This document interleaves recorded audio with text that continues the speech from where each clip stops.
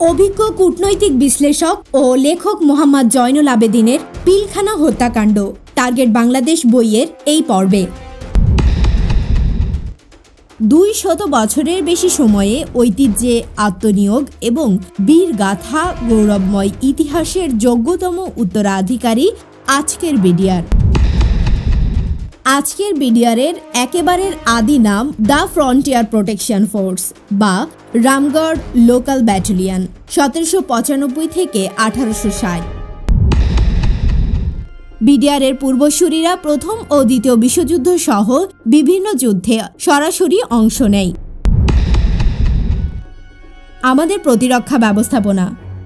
BDR সীমান্ত প্রহরী, বাংলাদেশের সীমান্ত রক্ষার দায়িত্বে নিয়োজিত একমাত্র আধা সামরিক বাহিনীর নাম বিডিআর বা বাংলাদেশ রাইফেলস। সুসাহস, উদ্দাম মনোবল, আত্মত্যাগ ও দেশপ্রেমের জন্য বিডিআর আমাদের অতি গর্বের ধন, অতেন্দ্র প্রহরী। বাংলাদেশের স্বাধীনতা, সার্বভৌমত্ব, আর্থিক স্বার্থ এমনকি আঞ্চলিক অখণ্ডতা রক্ষার এবং শত্রু দেশের বিবিধ উস্কানি আক্রমণ মোকাবেলায় প্রথম প্রতিরোধ বাহিনী বিডিআর। এই বাহিনী রয়েছে দীর্ঘ গৌরবময় অধ্যায়। 200 বছরের বেশি সময়ে ঐতিহ্যে আত্মনিয়োগ এবং বীর গাথা গৌরবময় ইতিহাসের যোগ্যতম উত্তরাধিকারী আজকের বিডিআর। বাংলাদেশ স্বাধীন হবার পর 1972 সনের 3 মার্চ বিডিআর নামে যে সীমান্তরক্ষী বাহিনী ঐতিহাসিক যাত্রা শুরু করল, এর মূল যাত্রা শুরু হয় 1795 সনে।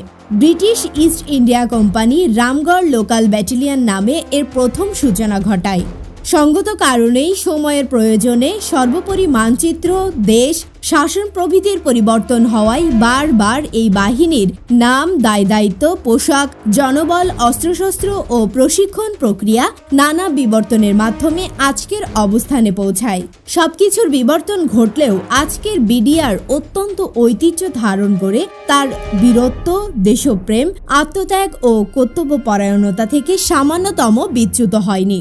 এই অপ্রতিরোধ্য বাহিনীর ভাগ্যলিপিতে কেবল 25-26 ফেব্রুয়ারি নারকীয় হত্যাকাণ্ড একমাত্র কলঙ্ক, যা আমাদের অস্তিত্বের শত্রুরা উদ্দেশ্যমূলকভাবেই গভীর চক্রান্তের মাধ্যমে এঁকে দিয়েছে। তথাপি একে নিয়েই আমাদের এগুতে হবে। আসুন এর বিবর্তন ও বর্ণাঢ্য ইতিহাসের দিকে সংক্ষিপ্ত দৃষ্টি দেওয়া যাক।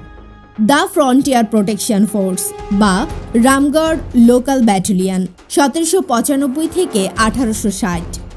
আজকের বিডিআরের একেবারের আদি নাম frontier protection force. British east India company ইহা গঠন করে।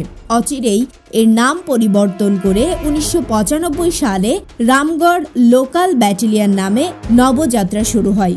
ওই সময়ে রামগড় অঞ্চলে সন্ত্রাস দমনের দায়িত্ব এই বাহিনীকেই দেওয়া হয়। ফ্রন্টিয়ার গার্ডস 1861 থেকে 1890।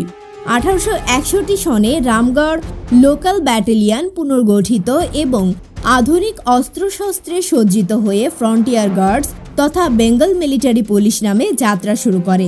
একজন ঊর্ধ্বতন ওয়ারেন্ট অফিসারের প্রধান ছিলেন। এর 4টি কোম্পানির মধ্যে 3টি যথাক্রমে ঢাকা, কুমিল্লা ও গ্যাংটক সিকিমের রাজধানীতে অবস্থান করত।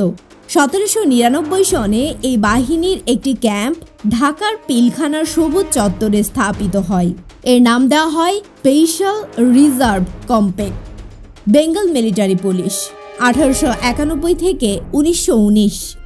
1891 সনে ফ্রন্টিয়ার গার্ডসকে আবার পুনর্গঠিত করে নতুন নাম বেঙ্গল মিলিটারি পুলিশ দেওয়া হয়। ইস্টার্ন ফ্রন্টিয়ার রাইফেলস 1920 থেকে 46। বেঙ্গল মিলিটারি পুলিশকে আরও শক্তিশালী, কর্মক্ষম করার উদ্দেশ্যে 1920 সনে এর নতুন নাম দেওয়া হয় ইস্টার্ন ফ্রন্টিয়ার রাইফেলস। এর প্রধান দায়িত্ব ছিল সীমান্ত পাহারা দেওয়া। ইস্ট পাকিস্তান রাইফেলস বা ইপিআর 1947 থেকে 1971। 1947 সনে উপমহাদেশের বিভক্তির পর সময়ের প্রয়োজনে ইস্টার্ন ফ্রন্টিয়ার রাইফেলসকে নব পর্যায়ে পুনর্গঠন করে ইস্ট পাকিস্তান রাইফেলস বা ইপিআর নামে সমগ্র পূর্ব পাকিস্তানের সীমান্ত পাহারার দায়িত্ব দেওয়া হয়।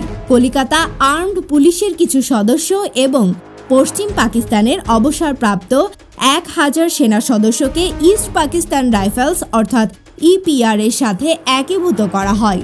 সেনাবাহিনীর অফিসারদেরকে এ বাহিনীতে পাঠানো হয়।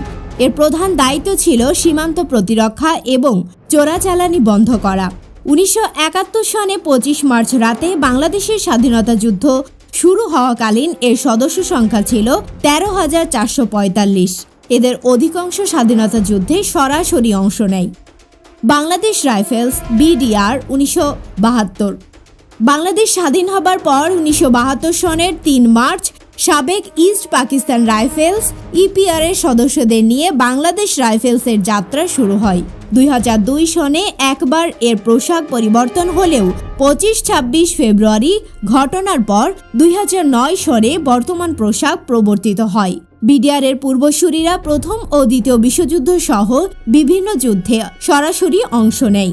সাহসী ভূমিকার জন্য ইস্ট পাকিস্তান রাইফেলসের মেজর তোফায়েলকে সর্বোচ্চ সামরিক খেতাব নিশানি হায়দারে ভূষিত করা হয়। বাংলাদেশের মুক্তিযুদ্ধের একেবারে সূচনা লগ্নেই ইস্ট পাকিস্তান রাইফেলসের সদস্যরা অস্ত্র হাতে তুলে নেয়। মহান মুক্তিযুদ্ধে অনন্য ভূমিকার জন্য 142 জন সদস্যকে সম্মানজনক উপাধিতে ভূষিত করা হয়। ল্যান্স নায়েক নূর মোহাম্মদ ও মুন্সি আব্দুর রৌফকে সর্বোচ্চ খেতাব বীর শ্রেষ্ঠ, 8 জনকে বীর উত্তম, 40 জনকে বীর বিক্রম এবং 91 জনকে বীর প্রতীক উপাধি দিয়ে ভূষিত করা হয়। বাংলাদেশ রাইফেলসের সদর দপ্তর ঢাকা মহানগরীর পিলখানায়।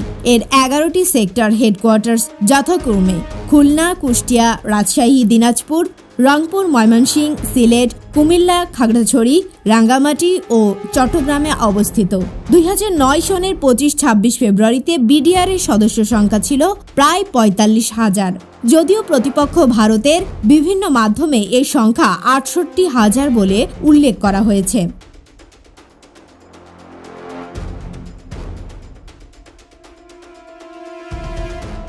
পিলখানা হত্যাকাণ্ড, টার্গেট বাংলাদেশ বইয়ের অডিও বুকটি নিয়মিত পেতে চ্যানেলটি সাবস্ক্রাইব করে সঙ্গে থাকুন।